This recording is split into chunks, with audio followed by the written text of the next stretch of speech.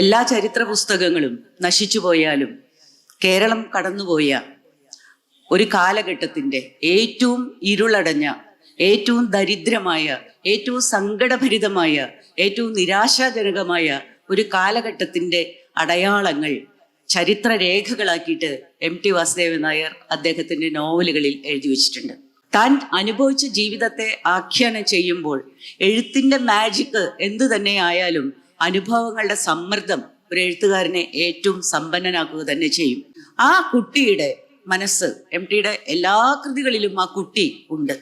ആ കുട്ടിയെയാണ് M T എല്ലായ്പ്പോഴും ആഖ്യാനം ചെയ്യാൻ ശ്രമിച്ചിട്ടുള്ളത്. എത്ര മുതിർന്ന മനുഷ്യനായാലും എം ടി അപ്പുണ്ണിയുടെ ബാല്യമാണ് എഴുതി വെക്കുന്നത്. അങ്ങനെ എഴുതി വെക്കുന്നതിൻ്റെ കാരണം എന്ന് പറയുന്നത് ആഴത്തിൽ മുറിവേറ്റ ഒരു ഹൃദയം അദ്ദേഹത്തിന് സമ്മാനിച്ച ബാല്യകാലമാണ് ഉണ്ടായിരുന്നത്. ഇപ്പോൾ തോട്ടിയുടെ മകനായാലും അതുപോലെ തന്നെ ഓടയിൽ നിന്നായാലും ബഷീറിൻ്റെ കൃതികളായാലും ഒക്കെ തന്നെ ഏത് തരം സാമൂഹിക ജീവിതമാണ് നമ്മൾ ജീവിച്ചു കൊണ്ടിരിക്കുന്നത് എന്ന് അടയാളപ്പെടുത്തുകയോ കാണിച്ചു തരികയോ ചെയ്യുക. അങ്ങനെ കാണിച്ചു തരുമ്പോൾ ആ അനീതി നമുക്ക് ബോധ്യപ്പെടുന്നു. പുരുഷാധിപത്യപരമായ, ജാതി മേധാവിത്വപരമായ, സാമ്പത്തികമായ മേധാവിത്വമുള്ളവരുടെ കീഴിൽ ജീവിക്കേണ്ടി വരുന്ന സമൂഹത്തിൻ്റെ അവസ്ഥയുടെ ആഘാതം ഒരു വ്യക്തിയിൽ എത്ര എന്നതാണ് എം ടി എഴുതിയത്. എം ടി പറഞ്ഞിട്ടുണ്ട്, എനിക്ക് സങ്കടങ്ങളുടെ കഥകൾ മാത്രമേ എഴുതാനുള്ളൂ, അതല്ലാത്തൊരു കഥയും എനിക്ക് എഴുതാനില്ല. കാരണം സങ്കടങ്ങൾ അനുഭവിച്ച ഒരാൾക്ക്, സങ്കടങ്ങൾ മാത്രം അനുഭവിച്ച ഒരാൾക്ക്, പണ്ടെന്നോ അനുഭവിച്ച ഒരു കുഞ്ഞു സങ്കടം പോലും മനസ്സിൽ നീറി കൊണ്ടു നടക്കുന്ന ഒരാൾക്ക് എഴുത്തിലേക്ക് വരുമ്പോൾ ആനന്ദിക്കാനുള്ള വക വിളമ്പി വെക്കാൻ സാധ്യമല്ല. നിക്ഷിപ്ത താല്പര്യങ്ങൾ ഉള്ള ആളുകൾ ഈ കാലഘട്ടത്തിൽ എം ടി വാസുദേവൻ നായരെ തിരിച്ചിട്ട് വായിക്കുന്നത് ഇങ്ങനെയാണ്: ഭഗവതിയുടെ മുഖത്ത് തുപ്പാൻ പാടുണ്ടോ എന്ന്. ഈ ചോദ്യം അന്നത്തെ ഹിന്ദുക്കൾ ചോദിച്ചിട്ടില്ല. ഈ ശാസ്ത്രത്തിൽ അധിഷ്ഠിതമായ ഒരു ചിന്തയിലൂടെ നാം ജീവിതത്തെ അപഗ്രഥിക്കാൻ പഠിക്കുമ്പോൾ പലപ്പോഴും അന്ധവിശ്വാസങ്ങളെ നമുക്ക് തള്ളിക്കളയേണ്ടി വരും, അനാചാരങ്ങളെ തള്ളിക്കളയേണ്ടി വരും, ജാതി ചിന്തയെ വേണ്ട എന്ന് ജാതി ചിന്തയെ അകറ്റി കളയേണ്ടി വരും. ഇപ്പോൾ നമുക്കറിയാവുന്നതുപോലെ ജാതിക്കെതിരായിട്ടുള്ള വലിയ മുറവിളികളും വാചാടോപങ്ങളും നടക്കുന്നുണ്ട്. എങ്കിലും ജാതി നിലനിർത്തുക എന്നുള്ളതാണ് നമ്മൾ ചെയ്തുകൊണ്ടിരിക്കുന്ന ഒരു കാര്യം. നമ്മളുടെ ഇപ്പോഴത്തെ ആത്യന്തികമായിട്ടുള്ള ലക്ഷ്യം ജാതി വിവേചനം നിലനിർത്തുക എന്നുള്ളതാണ്. ഒരൊറ്റ സങ്കടപ്പെടാത്ത സ്ത്രീകളില്ല എം ടി വാസുദേവൻ നായരുടെ കഥകളിലോ അതല്ലെങ്കിൽ തന്നെ അദ്ദേഹത്തിന്റെ നോവലുകളിലോ. ഏറ്റവും സങ്കടപ്പെടുന്ന, ഏറ്റവും അവമാനിക്കപ്പെടുന്ന, ഏറ്റവും അവഗണിക്കപ്പെടുന്ന സ്ത്രീകളെ കൊണ്ട് നിറഞ്ഞ ഒരു ലോകമാണ് എം ടിയുടെ കഥാലോകം എന്ന് പറയുന്നത്. ഈ വിമർശനങ്ങൾക്ക് എന്തുകൊണ്ടാണ് നിരന്തരം ഇങ്ങനെ ആക്രമണങ്ങൾ ഉണ്ടാകുന്നത്, എന്തുകൊണ്ടാണ് താങ്കൾ മറുപടി പറയാത്തതെന്ന നിരന്തരമായ ചോദ്യങ്ങൾക്ക് ശേഷം ഒരൊറ്റ തവണ മാത്രം അദ്ദേഹം പറഞ്ഞു, എൻ്റെ അമ്മ പറഞ്ഞിട്ടുണ്ട്, ഇരുട്ടത്ത് നടക്കുമ്പോൾ സൂക്ഷിച്ചു നടക്കണം, ഇഴജന്തുക്കൾ ഉണ്ടാവും. മനുഷ്യ ജീവിതത്തിന്റെ നിസ്സഹായത അത് അദ്ദേഹത്തിന്റെ എല്ലാ കൃതികളിലും കാണാം. ഓളവും തീരവും എന്ന് പറയുന്ന സിനിമ കണ്ടു കഴിഞ്ഞിട്ട് ഉണ്ടായിട്ടുള്ള വിങ്ങൽ വർഷങ്ങൾ നീണ്ടു നിൽക്കും. ഇപ്പോഴും അതിന്റെ ബാക്ക് മ്യൂസിക് കേട്ടാൽ നെഞ്ചിടിക്കുകയും കരയുകയും ചെയ്യുന്ന ഒരാളാണ് ഞാൻ.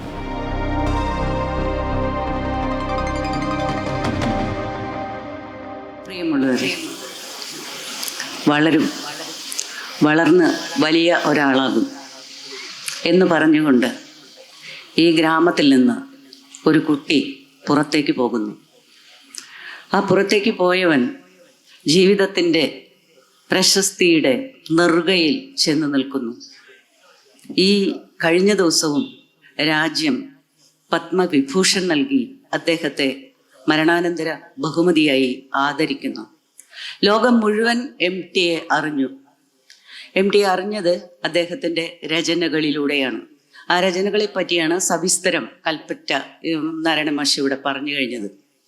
എം ടി വാസുദേവൻ നായർ തീർച്ചയായിട്ടും എഴുതിയ കഥകളായാലും എഴുതിയ നോവലുകളായാലും, പ്രത്യേകിച്ചും നോവലുകൾ, നാലുകെട്ട്, അസുരവിത്ത് എന്ന് പറയുന്ന 2 നോവലുകൾ പ്രത്യേകിച്ച് എടുത്തു പറയണം. ആ 2 നോവലുകളിലെ ജീവിതം എന്ന് പറയുന്നത് കൂടല്ലൂരിലെ ജീവിതം ആണ്. ആ കഥാപാത്രങ്ങൾ ചിലരൊക്കെ ഇപ്പോഴും ഇവിടെ ജീവിച്ചിരിക്കുന്നുണ്ട്. പലരെയും തേടി യാത്ര നടത്തിയ വി കെ ശ്രീരാമൻ ഒരു പുസ്തകം തന്നെ എഴുതിയിട്ടുണ്ട്. അദ്ദേഹത്തിൻ്റെ അന്വേഷണത്തിൽ ജീവിച്ചിരിക്കുന്ന നാലുകെട്ടിലെയോ അസുരവിത്തിലെയോ കഥാപാത്രങ്ങളെ താൻ കണ്ടുമുട്ടിയതായിട്ട് അദ്ദേഹം പറയുന്നുണ്ട്. ഒരു ഗ്രാമം തൻ്റെ മുഴുവൻ എഴുത്തിനും ആധാരമാക്കുക ആ ഗ്രാമത്തിലെ മനുഷ്യരെ, ആ ഗ്രാമത്തിലെ സാമ്പത്തിക അവസ്ഥയെ, ആ ഗ്രാമത്തിലെ സാമൂഹ്യ ജീവിതത്തെ, അവിടെ നിലനിൽക്കുന്ന വർഗബന്ധങ്ങളെ, ലിംഗബന്ധങ്ങളെ, ജാതി ബന്ധങ്ങളെ ഒക്കെ തന്നെയും ആവിഷ്കരിക്കുമ്പോൾ തീർച്ചയായിട്ടും ഒരു കാലഘട്ടത്തിൽ കേരളം ഏത് തരത്തിലുള്ള സാമൂഹിക സാമ്പത്തിക അവസ്ഥയിലൂടെയാണ് കടന്നുപോയത് എന്ന് രേഖപ്പെടുത്തുകയാണ് MT ചെയ്തത്. ഞാൻ MT വാസുദേവൻ നായരുടെ അനുസ്മരണ പരിപാടിയുമായി ഇപ്പോൾ 5ാമത്തെയോ മറ്റോ ഒരു വേദിയിലാണ് നിൽക്കുന്നത്. ഞാൻ എല്ലാ വേദിയിലും ആവർത്തിച്ചു പറയുന്ന ഒരു കാര്യമുണ്ട്. എല്ലാ ചരിത്ര പുസ്തകങ്ങളും നശിച്ചു പോയാലും കേരളം കടന്നുപോയ ഒരു കാലഘട്ടത്തിൻ്റെ ഏറ്റവും ഇരുളടഞ്ഞ, ഏറ്റവും ദരിദ്രമായ, ഏറ്റവും സങ്കടഭരിതമായ, ഏറ്റവും നിരാശാജനകമായ ഒരു കാലഘട്ടത്തിൻ്റെ അടയാളങ്ങൾ ചരിത്രരേഖകളാക്കിയിട്ട് MT വാസുദേവൻ നായർ അദ്ദേഹത്തിൻ്റെ നോവലുകളിൽ എഴുതി വച്ചിട്ടുണ്ട്. ആ രേഖപ്പെടുത്തലുകൾക്ക് ആധാരം അവിടുത്തെ മനുഷ്യർ, പ്രത്യേകിച്ച് കൂടല്ലൂരിലെ മനുഷ്യർ ജീവിച്ച ജീവിതം ആയിരുന്നു. ആ ജീവിതത്തിൽ ഇന്ന് നമ്മൾ കാണുന്നത്ര വെളിച്ചം ഇല്ല, ഇന്ന് നമ്മൾ കാണുന്നത്ര സമൃദ്ധി ഇല്ല, ഇന്ന് നമ്മൾ കാണുന്നത്ര ഭക്ഷണത്തിൻ്റെയോ വസ്ത്രത്തിൻ്റെയോ വിനോദങ്ങളുടെയോ അതല്ലെങ്കിൽ ആഘോഷങ്ങളുടെയോ ഒന്നും തന്നെ നിറവ് ഇല്ല. ആ ജീവിതത്തിൽ ഉണ്ടായിരുന്നത് വേദനയും കഷ്ടപ്പാടും കണ്ണീരും ആയിരുന്നു. ഒരു നേരം പോലും ആഹാരം കഴിക്കാനില്ലാത്ത മനുഷ്യരുടെ കാലം. അഭിമാനം, ആത്മാഭിമാനം എന്നത് സമ്പത്തിൽ അധിഷ്ഠിതമാണ് എന്ന് തിരിച്ചറിഞ്ഞുകൊണ്ട് വേദന അനുഭവിക്കുന്ന മനുഷ്യരുടെ കാലം. അത്തരത്തിലുള്ള സ്ത്രീ പുരുഷന്മാരുടെ കാലഘട്ടം. ആ കാലഘട്ടത്തിലെ ജീവിതത്തെ ഒരു നാലുകെട്ടിൻ്റെ ഉള്ളറകളിൽ വെച്ച് MT വാസുദേവൻ നായർ ഇഴ പിരിച്ചു പരിശോധിച്ചു. അങ്ങനെ പരിശോധിക്കാൻ അദ്ദേഹത്തിന് കഴിഞ്ഞത് ഒരു കൃത്രിമമായ രീതിയിലല്ല, വളരെ അനായാസം ആയിട്ടാണ്. കാരണം അത് അദ്ദേഹം അനുഭവിച്ച ജീവിതമാണ്. താൻ അനുഭവിച്ച ജീവിതത്തെ ആഖ്യാനം ചെയ്യുമ്പോൾ എഴുത്തിൻ്റെ മാജിക്ക് എന്തു തന്നെ ആയാലും അനുഭവങ്ങളുടെ സമ്മർദ്ദം ഒരു എഴുത്തുകാരനെ ഏറ്റവും സമ്പന്നനാക്കുക തന്നെ ചെയ്യും. അങ്ങനെ നോക്കുമ്പോൾ കൂടല്ലൂരിലെ ഒരു ഗ്രാമത്തിൽ കാർഷിക വ്യവസ്ഥയിൽ, ദാരിദ്ര്യത്തിൽ, മരുമക്കത്തായ വ്യവസ്ഥിതിയുടെ ഏറ്റവും വലിയ ഭീകരമായ ഒരു ഒരു ഒരു കാലഘട്ടത്തിൽ അമ്മാവൻ ഭരണത്തിൻ്റെ കീഴിൽ മരുമക്കളായാലും സ്ത്രീകളായാലും കൊച്ചുകുട്ടികളായാലും അനുഭവിക്കുന്ന വേദനകളും വിഷമങ്ങളും ഇല്ലായ്മകളും അപമാനങ്ങളും ഒക്കെ എത്ര വലുതാണ് എന്ന് അനുഭവിച്ചറിഞ്ഞ ഒരു കുട്ടി. ആ കുട്ടിയുടെ മനസ്സ്, MTയുടെ എല്ലാ കൃതികളിലും ആ കുട്ടി ഉണ്ട്. ആ കുട്ടിയെയാണ് MT എല്ലായ്പ്പോഴും ആഖ്യാനം ചെയ്യാൻ ശ്രമിച്ചിട്ടുള്ളത്. എത്ര മുതിർന്ന മനുഷ്യനായാലും MT അപ്പുണ്ണിയുടെ ബാല്യമാണ് എഴുതി വെക്കുന്നത്. അങ്ങനെ എഴുതി വെക്കുന്നതിൻ്റെ കാരണം എന്ന് പറയുന്നത് ആഴത്തിൽ മുറിവേറ്റ ഒരു ഹൃദയം അദ്ദേഹത്തിന് സമ്മാനിച്ച ബാല്യകാലമാണ് ഉണ്ടായിരുന്നത്. അത് അദ്ദേഹത്തിൻ്റെ മാത്രം അനുഭവമല്ല, ഒരുപക്ഷെ ആ കാലഘട്ടത്തിൽ ജീവിച്ചിരുന്ന ഈ ഗ്രാമത്തിലെ മാത്രമല്ല കേരളത്തിലെ ഒട്ടുമിക്ക ഗ്രാമങ്ങളിലെയും ജീവിതത്തിൻ്റെ ഭാരവും വിഷമവും തന്നെ ആയിരുന്നു. നേരത്തെ കൽപ്പറ്റ മാഷ് പറഞ്ഞതുപോലെ ഈ ആഖ്യാന കല രൂപപ്പെടുന്നതിന് ആധാരമായ ജീവിതം എന്ന് പറയുന്നത് അദ്ദേഹം വേറെ എവിടെയെങ്കിലും പോയി തപ്പിപ്പിടിച്ചെടുത്ത ജീവിതമല്ല, താൻ ജീവിച്ച ജീവിതമാണ്. അദ്ദേഹത്തിന് മുമ്പ് എഴുതിയിട്ടുള്ള തകഴി, കേശവദേവ്, ബഷീർ തുടങ്ങിയിട്ടുള്ള വലിയ എഴുത്തുകാരെ, ആ എഴുത്തുകാരുടെയൊക്കെ ഒരു കാലഘട്ടത്തിൽ സാമൂഹിക ജീവിതത്തെ തന്നെയാണ് അവർ അഡ്രസ്സ് ചെയ്തത്. ആ സാമൂഹിക ജീവിതത്തെ അഡ്രസ്സ് ചെയ്യുമ്പോൾ അതിൽ നിലനിൽക്കുന്ന അനീതികളെ, അതിലെ വൈരുദ്ധ്യങ്ങളെ ചൂണ്ടിക്കാണിക്കുക, അതൊരു ഫോട്ടോ കോപ്പി പോലെ അത് കാണിച്ചു തരിക എന്നുള്ളതാണ് അവർ ചെയ്തത്. ഇപ്പോൾ തോട്ടിയുടെ മകനായാലും അതുപോലെ തന്നെ ഓടയിൽ നിന്നായാലും ബഷീറിൻ്റെ കൃതികളായാലും ഒക്കെ തന്നെ ഏതു തരം സാമൂഹിക ജീവിതമാണ് നമ്മൾ ജീവിച്ചു കൊണ്ടിരിക്കുന്നത് എന്ന് അടയാളപ്പെടുത്തുകയോ കാണിച്ചു തരികയോ ചെയ്യുക. അങ്ങനെ കാണിച്ചു തരുമ്പോൾ അനീതി നമുക്ക് ബോധ്യപ്പെടുന്നു. അനീതി നിറഞ്ഞ ഒരു ലോകത്ത് ജീവിക്കുന്ന മനുഷ്യർ എന്നുള്ള രീതിയിൽ അനീതി മാറ്റി തീർക്കണം എന്ന് പറയുന്ന നിശബ്ദമായ ഒരു ആഹ്വാനവും ആ കൃതികൾ മുന്നോട്ട് വയ്ക്കുന്നു. മലയാള നോവൽ സാഹിത്യ ചരിത്രത്തിൽ, ചെറുകഥയുടെ ചരിത്രത്തിലൊക്കെ തന്നെ സുവർണകാലം എന്ന് വിളിക്കുന്ന ആ കാലഘട്ടത്തിലെ സാമൂഹികമായ പ്രതിബദ്ധതയോടുകൂടി എഴുത്തുകാർ എഴുതിയ ഒരു കാലഘട്ടം എന്നും വിശേഷിപ്പിക്കപ്പെടുന്നുണ്ട്. അതിൻ്റെ സാഹിത്യ മൂല്യത്തെ പറ്റിയല്ല ഞാൻ പറയുന്നത്. പക്ഷെ MTയുടെ കാലത്തേക്ക് വരുമ്പോൾ ഇത്തരത്തിലുള്ള അനീതി നിറഞ്ഞ ഒരു വ്യവസ്ഥയിൽ പുരുഷാധിപത്യപരമായ, ജാതി മേധാവിത്വപരമായ, സാമ്പത്തികമായ മേധാവിത്വമുള്ളവരുടെ കീഴിൽ ജീവിക്കേണ്ടി വരുന്ന സമൂഹത്തിൻ്റെ അവസ്ഥയുടെ ആഘാതം ഒരു വ്യക്തിയിൽ എത്ര എന്നതാണ് MT എഴുതിയത്. ഒരു സമൂഹ ജീവിതത്തെ അടയാളപ്പെടുത്തുക എന്നുള്ളതിനപ്പുറത്തേക്ക് ഇത്തരമൊരു സമൂഹ ജീവിതം ഓരോ വ്യക്തിയിലും ഏൽപ്പിക്കുന്ന ആഘാതം എന്താണ്, എന്ത് അനുഭവമാണ് കുട്ടിയായാലും സ്ത്രീ ആയാലും പുരുഷനായാലും ആ സാമൂഹിക ജീവിതത്തിൽ അനുഭവിച്ചിരുന്നത്. ആ അനുഭവങ്ങളുടെ ആഴങ്ങളിൽ നിന്നുള്ള എഴുത്താണ് MT കൊണ്ടുവന്നത്. അങ്ങനെ വരുമ്പോൾ നേരത്തെ കൽപ്പറ്റ പറഞ്ഞു, വ്യക്തിയുടെ അനുഭവം MT എഴുതിയ ആ ഒരു കഥാപാത്രത്തിന്റെ അനുഭവം നമ്മുടെ തന്നെ അനുഭവമായി മാറുന്നു എന്ന്. അങ്ങനെ എഴുതുമ്പോൾ, ആ ആഘാതത്തെ എഴുതുമ്പോൾ തീർച്ചയായും വൈയക്തികമായിട്ടുള്ള വ്യക്തിപരമായ പ്രാധാന്യം അതിന് വരുന്നു. MT പറഞ്ഞിട്ടുണ്ട്, എനിക്ക് സങ്കടങ്ങളുടെ കഥകൾ മാത്രമേ എഴുതാനുള്ളൂ, അതല്ലാത്തൊരു കഥയും എനിക്ക് എഴുതാനില്ല. കാരണം സങ്കടങ്ങൾ അനുഭവിച്ച ഒരാൾക്ക്, സങ്കടങ്ങൾ മാത്രം അനുഭവിച്ച ഒരാൾക്ക്, പണ്ടെന്നോ അനുഭവിച്ച ഒരു കുഞ്ഞു സങ്കടം പോലും മനസ്സിൽ നീറി കൊണ്ടു നടക്കുന്ന ഒരാൾക്ക് എഴുത്തിലേക്ക് വരുമ്പോൾ ആനന്ദിക്കാനുള്ള വക വിളമ്പി വെക്കാൻ സാധ്യമല്ല. VKN സന്തോഷത്തിന്റെ കഥകളാണ് നമുക്ക് തന്നത്. സന്തോഷത്തിന്റെ കഥകൾ എന്ന് പറയുമ്പോഴും ഹാസ്യം വെറും സന്തോഷം മാത്രമല്ല, ചിന്തിപ്പിക്കാനുള്ള ഒരു വക കൂടി തരുന്നുണ്ട്. അപ്പൊ ചിരി ചിന്തിപ്പിക്കുമ്പോഴും ദുഃഖം നമ്മെ സംസ്കരിക്കുന്നു, നമ്മുടെ മനസ്സിനെ സംസ്കാര സമ്പന്നമാക്കുന്നു. ആത്യന്തികമായി ജീവിതം എന്ന് പറയുന്നത് ഒരു പിടികിട്ടാത്ത സംഗതിയാണ്. നമ്മൾ എന്തിനു ജീവിക്കുന്നു നമുക്ക് അറിഞ്ഞുകൂടാ. ജീവിക്കാൻ വേണ്ടി ജീവിക്കുന്നു. നമ്മൾ എന്തിനാ ജീവിക്കുന്നത്? നമുക്ക് ജീവിച്ചേ മതിയാവുള്ളൂ. ജീവിതത്തിന്റെ ലക്ഷ്യം എന്താണ് എന്നോ, ജീവിതത്തിന്റെ തുടക്കം എന്താണെന്നോ, അവസാനം എന്താണെന്നോ നമുക്ക് അറിഞ്ഞുകൂടാ. അപ്പൊ പിന്നെ ജീവിതം എന്തിനാണ് എന്ന ചോദ്യത്തിന്റെ ഉത്തരം നമ്മൾ ജീവിച്ചേ മതിയാവുള്ളൂ. ജീവിക്കാൻ വേണ്ടി നടത്തുന്ന പോരാട്ടങ്ങളാണ് ജീവിതം എന്ന് പറയുന്നത്.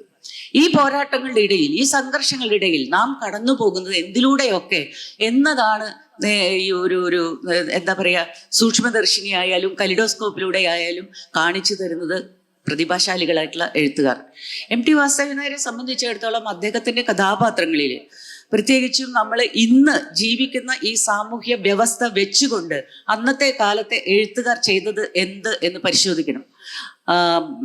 ഉദ്ഘാടന പ്രസംഗത്തിൽ ചൂണ്ടിക്കാട്ടിയതുപോലെ എൻ്റെ ജാതിയെപ്പറ്റി, എൻ്റെ മതത്തെപ്പറ്റി, എൻ്റെ കാര്യങ്ങളെപ്പറ്റി മാത്രം പ്രധാനമായിട്ട് സംസാരിക്കുകയും വലിയൊരു എന്താ പറയുക, സംഘർഷഭരിതമായ ഒരു സാമൂഹിക ജീവിതം ജീവിക്കുകയും ചെയ്യുന്ന ഒരു കാലഘട്ടത്തിലാണ് നമ്മളിപ്പോൾ ഉള്ളത്. MT വാസുദേവൻ നായരുടെ നിർമാല്യം എന്ന് പറയുന്ന സിനിമയെ കുറിച്ചിട്ട്, പള്ളിവാളും കാൽച്ചിലമ്പും എന്ന് പറയുന്ന ആ അതിമനോഹരമായിട്ടുള്ള ചെറുകഥയെ കുറിച്ചിട്ട് ഈ കാലഘട്ടത്തിൽ വേറെ ഒരു വ്യാഖ്യാനം MT തന്നെയും ചരിത്ര കൃതികളിൽ നിന്ന് അല്ലെങ്കിൽ ഇതിഹാസ കൃതികളിൽ നിന്ന് മറ്റൊരു വ്യാഖ്യാനം, തൻ്റെതായ ഒരു റീഡിങ് നടത്തി ഗംഭീരമായിട്ടുള്ള രണ്ടാമൂഴം പോലെയുള്ള പുസ്തകങ്ങൾ നമുക്ക് സമ്മാനിച്ചിട്ടുണ്ട്. പക്ഷേ ഇപ്പൊ സംഭവിക്കുന്നത്, നാം എന്ത് ചെയ്യുന്നു? ഒരു സംഭവം ഞാനിപ്പോ ഇവിടെ എൻ്റെ മുമ്പിൽ കാണുന്നത് ഒരു ഗ്രാമം അതിൻ്റെ എഴുത്തുകാരനെ ആദരിക്കുന്ന, നമസ്കരിക്കുന്ന, അദ്ദേഹത്തിന് മുമ്പിൽ നമസ്കരിക്കുന്ന ഒരു കാഴ്ചയാണ്. ഒരു ഗ്രാമം മുഴുവനും ഇവിടെ ഒത്തുകൂടിയിരിക്കുന്നു, നാം അദ്ദേഹത്തെ ആദരിക്കുന്നു. പക്ഷെ നമുക്ക് നിക്ഷിപ്ത താല്പര്യങ്ങൾ ഇല്ല. നിക്ഷിപ്ത താല്പര്യങ്ങൾ ഉള്ള ആളുകൾ ഈ കാലഘട്ടത്തിൽ MT വാസുദേവൻ നായരെ തിരിച്ചിട്ട് വായിക്കുന്നത് ഇങ്ങനെയാണ്: ഭഗവതിയുടെ മുഖത്ത് തുപ്പാൻ പാടുണ്ടോ എന്ന്. ഈ ചോദ്യം അന്നത്തെ ഹിന്ദുക്കൾ ചോദിച്ചിട്ടില്ല. അന്നും ഇവിടെ ഹിന്ദു ഉണ്ടായിരുന്നു, അന്നും സവർണരായിട്ടുള്ള ആളുകൾ ഉണ്ടായിരുന്നു, അന്നും ഇവിടെ മുസ്ലിമുകൾ ഉണ്ടായിരുന്നു. പക്ഷെ ജീവിതം ഇതുപോലെ പകുത്തു മാറിപ്പോയിരുന്നില്ല. മുഖത്തോട് മുഖം നോക്കി നിന്നിട്ടുള്ള കലാപം ആയിരുന്നില്ല അത്. സ്നേഹത്തോടു കൂടിയുള്ള ചേർത്ത് പിടിക്കൽ ആയിരുന്നു.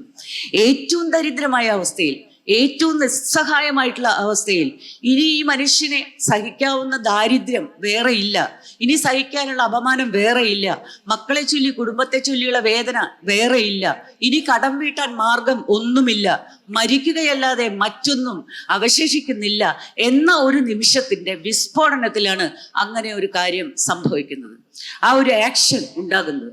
ആ റിയാക്ഷനെ തിരിച്ചറിഞ്ഞ ഹിന്ദുക്കളാണ് അന്ന് ഇവിടെ ജീവിച്ചിരുന്നത്. അതവർ തിരിച്ചറിഞ്ഞു. കാരണം അമ്പലങ്ങൾക്ക് തീ വയ്ക്കുക എന്ന് പറയുന്ന വീട്ടിയുടെ തുടർച്ചയാണ് അത്. ഭട്ടതിരിപ്പാടിനെ പോലെയുള്ള മഹാന്മാരായിട്ടുള്ള സമൂഹ പരിഷ്കർത്താക്കൾ എന്താണ് നമ്മുടെ അടിസ്ഥാനപരമായിട്ടുള്ള പ്രശ്നം എന്ന് അനലൈസ് ചെയ്തു. നമ്മൾ അന്ധവിശ്വാസത്തിലും അനാചാരങ്ങളിലും മുഴുകി അടിസ്ഥാനപരമായി മനുഷ്യരല്ലാതെയായി മാറിക്കൊണ്ടിരിക്കുന്നു. മാനുഷിക ഭാവം നമ്മളിൽ നിന്ന് അകന്നുപോയിക്കൊണ്ടിരിക്കുന്നു. ഇതിന്റെ മൂല കാരണത്തെ കണ്ടെത്തുക. വൈലോപ്പിള്ളി എഴുതിയ ആ കാലഘട്ടത്തിലെ ശാസ്ത്രത്തിൽ അധിഷ്ഠിതമായിട്ടുള്ള ഒരു ചിന്ത നമുക്ക് ആവശ്യമാണ്. ഈ ശാസ്ത്രത്തിൽ അധിഷ്ഠിതമായ ഒരു ചിന്തയിലൂടെ നാം ജീവിതത്തെ അപഗ്രഥിക്കാൻ പഠിക്കുമ്പോൾ പലപ്പോഴും അന്ധവിശ്വാസങ്ങളെ നമുക്ക് തള്ളിക്കളയേണ്ടി വരും, അനാചാരങ്ങളെ തള്ളിക്കളയേണ്ടി വരും, ജാതി ചിന്തയെ വേണ്ട എന്ന് ജാതി ചിന്തയെ അകറ്റി കളയേണ്ടി വരും, എല്ലാ തരത്തിലുള്ള മേധാവിത്വത്തെയും നമുക്ക് പഴിക്കേണ്ടി വരും. അങ്ങനെ മാത്രമേ നമുക്ക് മുന്നോട്ട് പോകാൻ സാധിക്കുള്ളൂ. പുരോഗതിയിലേക്ക് നമ്മൾ പോകണമെങ്കിൽ ശാസ്ത്രത്തിലും യുക്തിയിലും അധിഷ്ഠിതമായിട്ടുള്ള ഒരു ചിന്ത നമ്മളിൽ ഉണ്ടായിരിക്കണം. ഇത് പറഞ്ഞ എഴുത്തുകാരുടെ ഒരു പിന്നാലെ വരുന്ന എഴുത്തുകാരനാണ് എം ടി വാസുദേവൻ നായർ. അതുകൊണ്ട് തന്നെ അദ്ദേഹത്തിന്റെ എഴുത്തിൽ അതിന്റെ ആഴത്തിൽ പരിശോധിക്കപ്പെട്ടു മനുഷ്യ ജീവിതത്തിന്റെ നിസ്സഹായത. അത് അദ്ദേഹത്തിന്റെ എല്ലാ കൃതികളിലും കാണാം. ഓളവും തീരവും എന്ന് പറയുന്ന സിനിമ കണ്ടു കഴിഞ്ഞിട്ട് ഉണ്ടായിട്ടുള്ള വിങ്ങൽ വർഷങ്ങൾ നീണ്ടു നിൽക്കും. ഇപ്പോഴും അതിന്റെ ബാക്ക് മ്യൂസിക് കേട്ടാൽ നെഞ്ചിടിക്കുകയും കരയുകയും ചെയ്യുന്ന ഒരാളാണ് ഞാൻ. ആ സിനിമയുടെ ബാക്ക് മ്യൂസിക്. അതുപോലെ തന്നെ പിന്നെ പള്ളിവാളും കാൽച്ചിലമ്പും എന്ന് പറയുന്ന കഥ പറയുന്നത് മനുഷ്യ ജീവിത ദാരിദ്ര്യത്തിന്റെയും അപമാനത്തിന്റെയും നിസ്സഹായ അവസ്ഥയാണ്. ഒരു മനുഷ്യൻ എങ്ങനെ ഒരുപാട് മനുഷ്യരെ സമ്പന്നതയിലും അതുപോലെ തന്നെ ജന്മിത്വത്തിലും സമൃദ്ധിയിലും ജീവിക്കുമ്പോൾ നിസ്സാരരായിട്ട് ജീവിക്കേണ്ടി വരുന്ന ഒരു വെളിച്ചപ്പാടിന്റെ കഥയാണത്. ആ മനുഷ്യന്റെ നിസ്സഹായത തിരിച്ചറിഞ്ഞതാണ് ആ കാലഘട്ടത്തിലെ സമൂഹത്തിന്റെ ഏറ്റവും വലിയ നന്മ എന്ന് പറയുന്നത്. ആ മനുഷ്യന്റെ നിസ്സഹായത തിരിച്ചറിയാത്തതാണ് ഈ കാലഘട്ടത്തിലെ നമ്മൾ നേരത്തെ പറഞ്ഞതുപോലെയുള്ള ചോദ്യങ്ങൾ ഉയർത്തുന്ന ആളുകളുടെ തിന്മ എന്ന് പറയുന്നത്. ആ കാലഘട്ടത്തിൽ എഴുതിയ എഴുത്തുകളൊക്കെ തന്നെ ജീവിതത്തിന്റെ ആഴം പരിശോധിക്കുന്നവയും നിസ്സഹായത എങ്ങനെ ഉണ്ടാകുന്നു എന്ന് അന്വേഷിക്കുന്നവയും ആയിരുന്നു. അതുകൊണ്ട് തന്നെ ജാതിയെ പറ്റി ഇപ്പോ നമുക്കറിയാവുന്നതുപോലെ ജാതിക്കെതിരായിട്ടുള്ള വലിയ മുറവിളികളും വാചാടോപങ്ങളും നടക്കുന്നുണ്ട്. എങ്കിലും ജാതി നിലനിർത്തുക എന്നുള്ളതാണ് നമ്മൾ ചെയ്തുകൊണ്ടിരിക്കുന്ന ഒരു കാര്യം. നമ്മളുടെ ഇപ്പോഴത്തെ ആത്യന്തികമായിട്ടുള്ള ലക്ഷ്യം ജാതി വിവേചനം നിലനിർത്തുക എന്നുള്ളതാണ്. ജാതി വിവേചനം നിലനിർത്തുക, മതപരമായ ഭിന്നത നിലനിർത്തുക, ഇങ്ങനെ ചിന്തിക്കാൻ കഴിയുന്ന നിസ്സാര മനുഷ്യരായി പോയി നമ്മള്. കാലം മാറുംതോറും, തലമുറകൾ മാറുംതോറും നമുക്ക് ഒസ്യത്തായി കിട്ടിയ അല്ലെങ്കിൽ നമുക്ക് നേട്ടമായി കിട്ടിയ നന്മകളെ മറക്കാനും വേറെ ഒരു തരത്തിൽ ചിന്തിക്കാനും പ്രേരിപ്പിക്കപ്പെടുന്ന തലമുറകൾ സൃഷ്ടിക്കപ്പെട്ടിരിക്കുന്നു. പള്ളിവാളും കാൽച്ചിലപ്പിന്റെ കാലം മാത്രമല്ല ഞാൻ പറയുന്നത്. കുഞ്ഞരക്കാർ എന്ന് പറയുന്ന ഒരു കഥാപാത്രമുണ്ട് അസുരവിത്തിലെ. കുഞ്ഞരക്കാർ ഒരു മുസൽമാനാണ്. ഈ മുസൽമാന്റെ വീട്ടിലാണ് ഗോവിന്ദൻകുട്ടി അഭയം കിട്ടുന്നത്. ഗോവിന്ദൻകുട്ടിക്ക് അഭയം കിട്ടാനുള്ള കാരണം ജാതി ഹിന്ദുക്കൾ മുഴുവനും, സവർണ ഹിന്ദുക്കൾ മുഴുവനും ആ മനുഷ്യനെ എതിരായി എന്നുള്ളതാണ്. ആ മനുഷ്യനെ എതിരാവാനുള്ള കാരണം അദ്ദേഹത്തിന്റെ ദാരിദ്ര്യമാണ്, അദ്ദേഹത്തിന്റെ ഇല്ലായ്മയും വല്ലായ്മയുമാണ്. അദ്ദേഹത്തിന്റെ വീട്ടിലും സ്ത്രീകളുണ്ട്. അലക്കി കറുത്തുപോയ തോർത്തുകൊണ്ട് മാത്രം മാറുമറയ്ക്കാനായിട്ടുണ്ടാകുന്നവർ. ആ പ്രയോഗം തന്നെ നോക്കുക. അലക്കി കറുത്തുപോയ തോർത്തുമുണ്ട്. എന്താണത് കാണിക്കുന്നത്? ഒരേ ഒരു തോർത്തുമുണ്ടേ ഉള്ളൂ മാറുമറയ്ക്കാനായിട്ട്, നെഞ്ചത്തിടാനായിട്ട്. മാറുമറയ്ക്കൽ അകത്തല്ല, പുറത്തേക്ക് ഇറങ്ങുമ്പോൾ. ഇത് അലക്കുന്തോറും അതിന്റെ വെളുക്കുകയല്ല ചെയ്യുന്നത്, കറുത്തു പോവുകയാണ് ചെയ്യുന്നത്. കാരണം അതൊരു ജീവിതമാണ്, ദുരന്തം നിറഞ്ഞ സ്ത്രീ ജീവിതം. സങ്കടപ്പെടാത്ത സ്ത്രീകളില്ല എം ടി വാസുദേവൻ നായരുടെ കഥകളിലോ അതല്ലെങ്കിൽ തന്നെ അദ്ദേഹത്തിന്റെ നോവലുകളിലോ. ഏറ്റവും സങ്കടപ്പെടുന്ന, ഏറ്റവും അവമാനിക്കപ്പെടുന്ന, ഏറ്റവും അവഗണിക്കപ്പെടുന്ന സ്ത്രീകളെ കൊണ്ട് നിറഞ്ഞ ഒരു ലോകമാണ് എം ടിയുടെ കഥാലോകം എന്ന് പറയുന്നത്. സ്ത്രീകൾ എങ്ങനെ മരുമക്കത്തായ സമ്പ്രദായത്തിലെ നാലുകെട്ടിന്റെ അറകൾക്കകത്ത് എങ്ങനെ നിസ്സഹായരായി ജീവിക്കേണ്ടി വരുന്നു. ആ ജീവിതത്തിന്റെ കണ്ണീരിന്റെ അളവ് എത്ര. അതിലെ തന്നെ ഒരു കഥാപാത്രമുണ്ട്, ഞാൻ പേര് ഓർക്കുന്നില്ല. ആ കഥാപാത്രം ഒരിക്കൽ പെട്ടെന്ന് പുറത്തേക്ക് ഇറങ്ങേണ്ടി വന്നു ഇരുട്ടത്ത്. അപ്പൊ സ്ത്രീയുടെ ലോകത്തിന്റെ പരിമിതി എത്രമാത്രം വലുതാണ് എന്നുള്ളത് നമ്പൂതിരി സമുദായത്തിലെ സ്ത്രീകളെ പറ്റി പറയുമ്പോൾ വീട്ടി ഭട്ടതിരിപ്പാട് പറയുന്നുണ്ട്. അതായത് പിന്നെ അത്തേമാരുടെ ജീവിതം ഏറിയാൽ അരപ്പേജ്, അത്രയേ ഉള്ളൂ. അത്തേമാരുടെ ജീവിതത്തിന് ഏറിയാൽ അരപ്പേജേ ഉള്ളൂ, അത്രയുള്ളൂ. സംഭവ ബഹുലതകൾ യാതൊന്നുമില്ല, ഇടവും ഇല്ല, സ്പേസ് ഇല്ല സ്ത്രീക്ക് ജീവിക്കാൻ. ഇത് തന്നെയാണ് നാലുകെട്ടിനകത്ത് ജീവിക്കുന്ന സ്ത്രീകളെ സംബന്ധിച്ചിടത്തോളം. വെക്കുക, വിളമ്പുക, പിന്നെ വീട്ടിൽ പറഞ്ഞതുപോലെ പേറ്റി യന്ത്രങ്ങളായി മാറുക. ഇങ്ങനെ ജീവിക്കുന്ന സ്ത്രീകൾ കുടിച്ച കണ്ണുനീര് മുഴുവനും ആഖ്യാനം ചെയ്യാൻ, ആ കാലഘട്ടത്തിലെ സ്ത്രീകൾ കുടിച്ച കണ്ണുനീര് മുഴുവനും ആഖ്യാനം ചെയ്യാൻ അദ്ദേഹത്തിന്റെ തൂലികയ്ക്ക് കഴിഞ്ഞു എന്നുള്ളതാണ് എം ടി വാസുദേവൻ നായരെ പറ്റി ഓർക്കുമ്പോൾ ഒരു എഴുത്തുകാരി എന്നുള്ള നിലയിൽ ഞാൻ ആഴത്തിൽ ചിന്തിക്കുക. ഈ നേരത്തെ പറഞ്ഞ ഈ കഥാപാത്രം, സ്ത്രീ കഥാപാത്രം, അവരെ രാത്രി പുറത്തേക്ക് ഇറങ്ങാണ്. ആ പുറത്തേക്ക് ഇറങ്ങുന്ന സമയത്ത് അദ്ദേഹം എഴുതുന്നു, അവര് നിലാവ് കാണുകയാണ് പെട്ടെന്ന്. ഇന്നത്തേതുപോലെ അല്ലാത്തൊരു കൂടല്ലൂര്, ഇന്നത്തേതുപോലെ അല്ലാത്ത ഒരു വെളിച്ചമില്ലാത്ത ഇരുട്ട് നിറഞ്ഞ ഒരു കൂടല്ലൂര്, ഒരു ഗ്രാമം. ഈ ഗ്രാമത്തിലെ വെളിച്ചത്തിലെ ഈ നിലാവ് കാണുക എന്ന് പറയുന്ന ഒരു അനുഭവം അദ്ദേഹം എഴുതിയിട്ടുണ്ട്. അത്രമാത്രം ഇരുട്ടിൽ ഇരുട്ടിൽ ഇരുട്ടിൽ ആണ്ടുപോയ സ്ത്രീ ജന്മങ്ങൾ. അതാണ് MT വാസുദേവൻ നായരുടെ കൃതികളിൽ നമ്മൾ കാണുന്ന ഒരു സ്ത്രീ ജീവിതം എന്ന് പറയുന്നത്. നഗരത്തിൽ പോയാലും നഗരത്തിലായാലും പിന്നെ പുറത്തേക്ക് പോയാലും ഒക്കെ തന്നെ സ്ത്രീകൾ അനുഭവിക്കുന്ന ദുരന്തങ്ങളെ കുറിച്ചിട്ട്, അവിടെയൊക്കെയുള്ള സ്ത്രീകൾ അനുഭവിക്കുന്ന ദുരന്തങ്ങളെ കുറിച്ചിട്ട് അദ്ദേഹം എഴുതിയിട്ടുണ്ട്. നേരത്തെ കൽപ്പറ്റ സൂചിപ്പിച്ച പിന്നെ വിൽപ്പനയ്ക്ക് എന്ന് പറയുന്ന കഥയിലെ സ്ത്രീയൊക്കെ നാഗരിക ജീവിതത്തിലെ ഒറ്റപ്പെട്ടു പോയ ഒരു സ്ത്രീയുടെ, അസംതൃപ്തിയായ ഒരു സ്ത്രീയുടെ അനുഭവ ആഖ്യാനം ആണ്. ഏകാകിനി എന്ന് പറയുന്ന ഒരു സിനിമ നിങ്ങൾ ഓർക്കുന്നുണ്ടാവും. ഒരു കൊച്ചു പെൺകുട്ടിയെ കല്യാണം കഴിച്ചു കൊണ്ടുപോയിട്ട് അയാളുമായി പൊരുത്തപ്പെടാൻ കഴിയാതെ ഭയങ്കര വേദനയും ഏകാന്തതയും അനുഭവിക്കുന്ന ഒരു കഥാപാത്രം.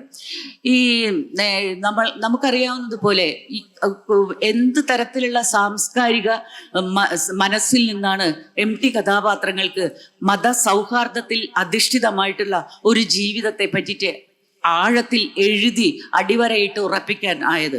എടശ്ശേരി എഴുതുന്നുണ്ട് അല്ലെ, എടശ്ശേരിയുടെ അലവി, പിന്നെ ഇസ്ലാമിലെ വന്മല എന്ന് പറയുന്ന ഒരു കവിത.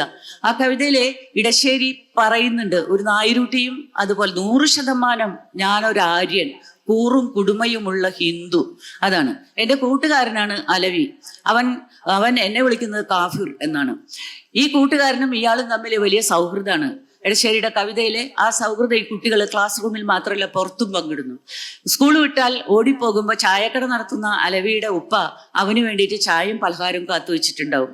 വലിയ സവർണ ജന്മി തറവാട്ടിൽ ജനിച്ചു എന്ന് പറയുന്ന മറ്റേ കുട്ടിക്ക് ഇതൊന്നുമില്ല, പട്ടിണിയാണ്. ആ പട്ടിണി ആയതുകൊണ്ട് തന്നെ അയാൾ ഇങ്ങനെ നോക്കി നിൽക്കും, കൊതിയോട് കൂടിയിട്ട് ഈ ഒരു മരത്തിന്റെ ചോട്ടിൽ ഇങ്ങനെ നിൽക്കും. അങ്ങനെ കാത്തു നിന്നിട്ട് നിൽക്കുമ്പോൾ ചായക്കടയുടെ ഉമ്മർത്ത് തൂക്കിയിട്ടുള്ള പഴക്കൊല അങ്ങനെ കാണുകയാണ്. ഈ പഴക്കൊലയെന്ന് 1 or 2 മോഷ്ടിച്ചെടുത്തിട്ട് ഉടുപ്പിന്റെ ഉള്ളിൽ വെച്ചിട്ട് മുസ്ലിം ആയിട്ടുള്ള അലവി തൻ്റെ കൂട്ടുകാരനായ നായരുകുട്ടിക്ക്, 100% ആര്യനായ കുട്ടിക്ക് കൊണ്ടു കൊടുക്കുന്നുണ്ട്. ഈ പഴം കൊണ്ടു കൊടുക്കുന്നത് ഒരു നിത്യപതിവായി മാറുകയാണ്. അത് ഉപ്പ കണ്ടുപിടിച്ചാൽ അവന് ശിക്ഷ ഉറപ്പാണ്. ഒരു ദിവസം ഉപ്പ അത് കണ്ടുപിടിക്കുക തന്നെ ചെയ്തു. നിങ്ങൾ വായിച്ചിട്ടുണ്ടാവും, നിങ്ങൾക്ക് അറിയാമായിരിക്കും. കണ്ടുപിടിച്ചപ്പോ പയ്യന് തല്ലുകൊള്ളാൻ തുടങ്ങി. മുസ്ലിം ആയിട്ടുള്ള പയ്യന് അലവിക്ക് ഉപ്പയുടെ കയ്യിൽ നിന്ന് അസ്സല് വീക്ക് കിട്ടി. അദ്ദേഹം ചോദിച്ചു, എന്തിനാണ് നീ ഇത് കട്ടത്, എന്തിന് കട്ടു? അതായിരുന്നു ചോദ്യം. അപ്പോ ഈ അടി മുഴുവൻ കൊള്ളുമ്പോ ഈ കുട്ടി മരത്തിന്റെ ചോട്ടിൽ നിന്നിട്ട് ഈ 100% ആര്യനായ കൂറും കുടുമയുമുള്ള ഹിന്ദു നിന്ന് വിചാരിക്കുന്നുണ്ട്, അവൻ എൻ്റെ പേര് പറഞ്ഞാൽ ഇപ്പോ എനിക്കും കിട്ടും ശിക്ഷ, എൻ്റെ പേര് മുഴുവൻ നാറും, എൻ്റെ കുടുംബത്തിന്റെ പേരും ഒക്കെ മോശമാവും. അപ്പൊ അത് കാരണം കൊണ്ട് ഞാൻ ശിക്ഷിക്കപ്പെട്ടാൽ അവൻ പറയാതിരിക്കണം, അതാണ് അപേക്ഷ. ആ കുട്ടി പറഞ്ഞതേയില്ല, മിണ്ടിയതേയില്ല. ആ പഴം എന്തിനു വേണ്ടി കട്ടു എന്നും ആർക്ക് കൊണ്ടു കൊടുത്തു എന്നും അലവി പറയുന്നില്ല. എടശ്ശേരിയുടെ വളരെ പ്രസിദ്ധമായ രോമാഞ്ചജനകമായ വരികൾ നമുക്ക് ഓർമ്മയുണ്ട്. മാപ്പിളെ നീയൻ അലവിയെങ്കിൽ തോളിൽ കൈയിട്ട് നടന്നുകൊള്ളൂ, കാഫിർ എന്നെ വിളിച്ചുകൊള്ളൂ. ഇതൊരു സംസ്കാരം, ഒരു ദേശത്തിന്റെ സംസ്കാരം.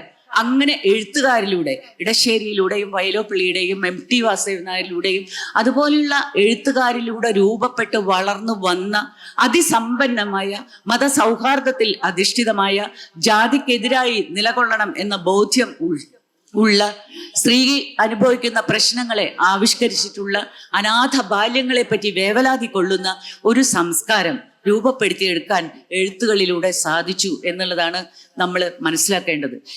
ഈ സാധിച്ചതിനെ തകർക്കുന്ന ഒരു കാലഘട്ടത്തിലാണ് MTക്ക് പൂമാലകൾ മാത്രമല്ല കല്ലേറുകളും മരണാനന്തരം പോലും ഏൽക്കേണ്ടി വരുന്നത്. കല്ലേറുകൾ ഇല്ല എന്ന് പറയാൻ നമുക്ക് ആവുകയും ഇല്ല. ആ കല്ലേറുകൾ എന്തൊക്കെയെന്ന് ഇപ്പോൾ നേരത്തെ കൽപ്പറ്റ ഗൃഹസ്ഥനാണ് കവിയല്ല എന്ന് പറഞ്ഞു. അതൊന്നുമല്ല അതിലെ വിഷയം. ഒരു വ്യക്തിയുടെ ജീവിതത്തിലേക്ക് നോക്കിക്കൊണ്ട് ആ വ്യക്തിയെ ആക്ഷേപിക്കുന്നതിനുള്ള യാതൊരു വിധത്തിലുള്ള നിയന്ത്രണങ്ങളുമില്ലാത്ത ഭാഷയായി മലയാള ഭാഷ സോഷ്യൽ മീഡിയയിൽ മാറിക്കഴിഞ്ഞു.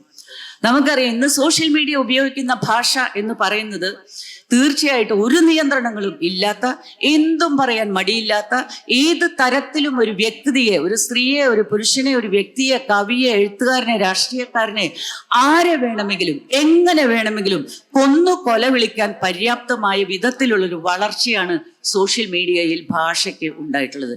അത് വളർച്ചയാണോ അല്ലെങ്കിൽ താഴ്ചയാണോ എന്നുള്ളത് തീരുമാനിച്ച് വിവേചനപൂർവ്വം പെരുമാറാനായിട്ട് നമുക്കൊട്ട് സാധിക്കുന്നും ഇല്ല. കാരണം ഒരു വളരെ കേന്ദ്രീകൃതമായിരുന്ന ഒരു അവസ്ഥയിൽ നിന്ന് വികേന്ദ്രീകൃതമായ രീതിയിൽ ജനാധിപത്യവൽക്കരണം സോഷ്യൽ മീഡിയയിലൂടെ എന്ന് പറഞ്ഞാൽ അത് വികേന്ദ്രീകൃതമായ രീതിയിൽ നടക്കുന്ന ഒരു സംഭവമാണ്. ആ ഒരു ഇടത്തിൽ ആർക്കും എന്തും പറയാം, ആർക്കും നിയന്ത്രിക്കാൻ സാധ്യവും അല്ല. ഈ ഒരു കാലഘട്ടത്തിൽ നമ്മളെ സംബന്ധിച്ചിടത്തോളം, ഇപ്പൊ ഇവിടെ പറഞ്ഞു MT വാസുദേവൻ നായരുടെ പേരിൽ ഈ സ്കൂൾ ഇനി അറിയപ്പെടാൻ പോവുകയാണെന്ന് പറഞ്ഞു. MT വാസുദേവൻ നായരുടെ പേരിടുമ്പോൾ സൂക്ഷിക്കണം. അതിനുള്ള അന്തസ്സും അഭിമാനവും അതുപോലെ തന്നെ ദൃഢനിശ്ചയവും ജനാധിപത്യ ബോധവും ഈ സ്കൂളിനെ പുലരുക തന്നെ വേണം. അത് പുലർത്താനുള്ള ബാധ്യത ഏറ്റെടുക്കുക എന്നുകൂടിയാണ് സ്കൂളിനെ MT വാസുദേവൻ നായരെ പേരിടുമ്പോൾ കൂടല്ലൂരുകാർ ഏറ്റെടുക്കേണ്ട ഒരു ദൗത്യം എന്ന് പറയുന്നത്. തുഞ്ചൻപറമ്പ് എന്ന് പറയുന്ന ആ ഒരു സാംസ്കാരിക സ്ഥാപനം ഉണ്ടാക്കിയപ്പോൾ MT വാസുദേവൻ നായരെ സംബന്ധിച്ചിടത്തോളം എഴുത്തച്ഛൻ എന്ന് പറയുന്നത് എഴുത്തിന്റെ കുലപതിയായ നമുക്ക് എഴുത്തിന്റെ പിതാവ് എന്ന് നമ്മൾ വിളിക്കുന്ന ആചാര്യനായിട്ടുള്ള തുഞ്ചത്ത് എഴുത്തച്ഛന്റെ എഴുത്തുകാരന്റെ ഒരിടം ആയിരുന്നു.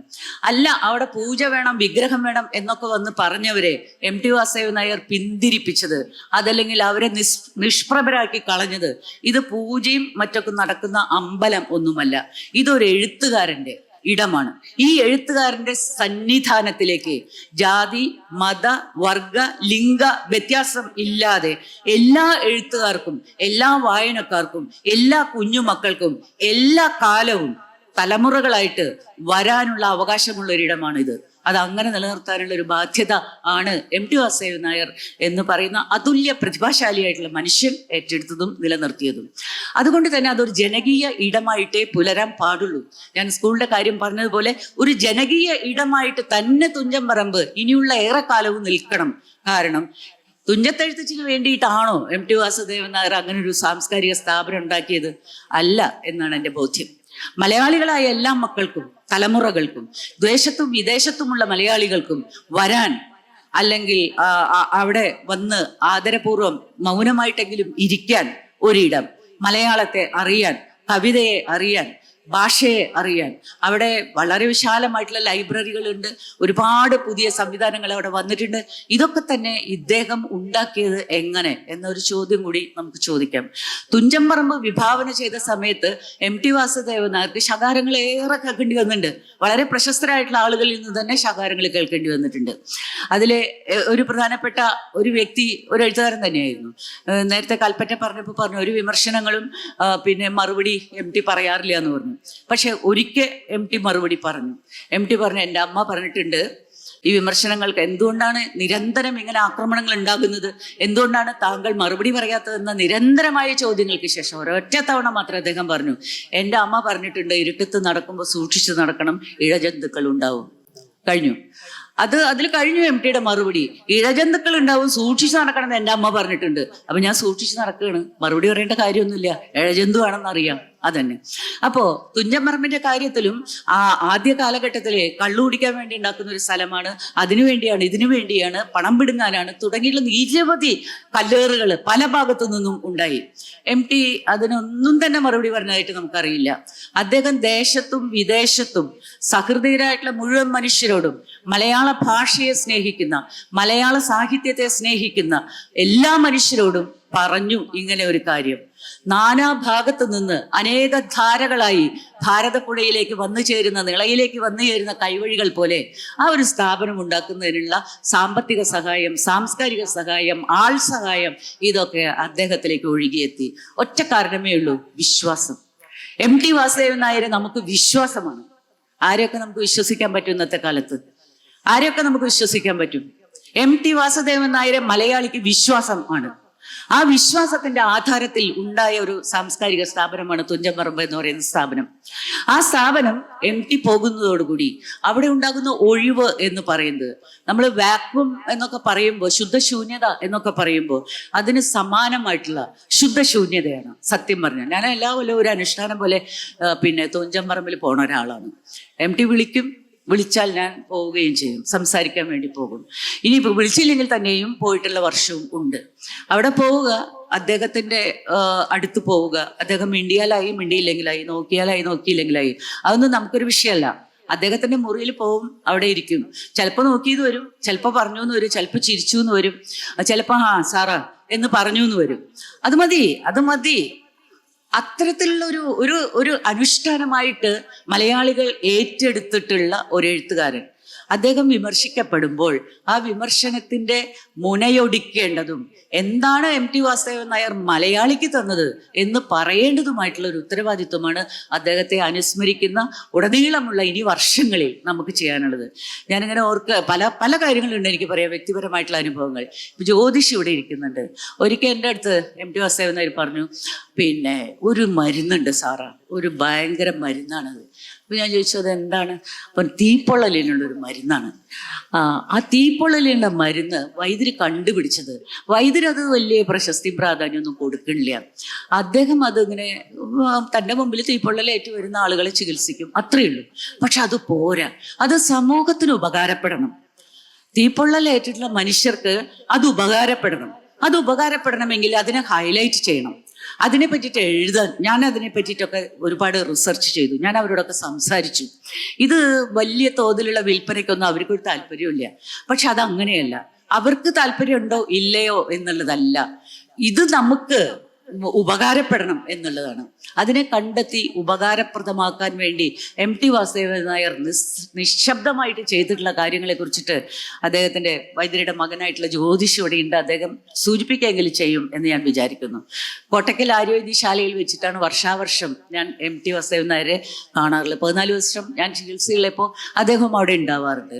PK വാര്യർ, MT വാസുദേവൻ നായർ, കോട്ടക്കൽ ആര്യവൈദ്യശാല, ആ ഒരു സാംസ്കാരിക അന്തരീക്ഷത്തിൽ PK വാര്യരെ പോലെയുള്ള മഹാനായിട്ടുള്ള ഒരു വിഷഗ്വരന്റെ നേട്ടങ്ങൾ എന്തായിരുന്നു എന്നുള്ളതിനെ കുറിച്ചിട്ട്, അല്ലെങ്കിൽ അദ്ദേഹം ആരായിരുന്നു, എന്താണ് അദ്ദേഹം ലോകത്തിന് നൽകുന്ന വാഗ്ദാനം എന്നുള്ളതിനെ കുറിച്ചിട്ട് പലപ്പോഴും MT വാസുദേവൻ നായരുമായിട്ട് വർത്തമാനം പറഞ്ഞിട്ടുണ്ട്.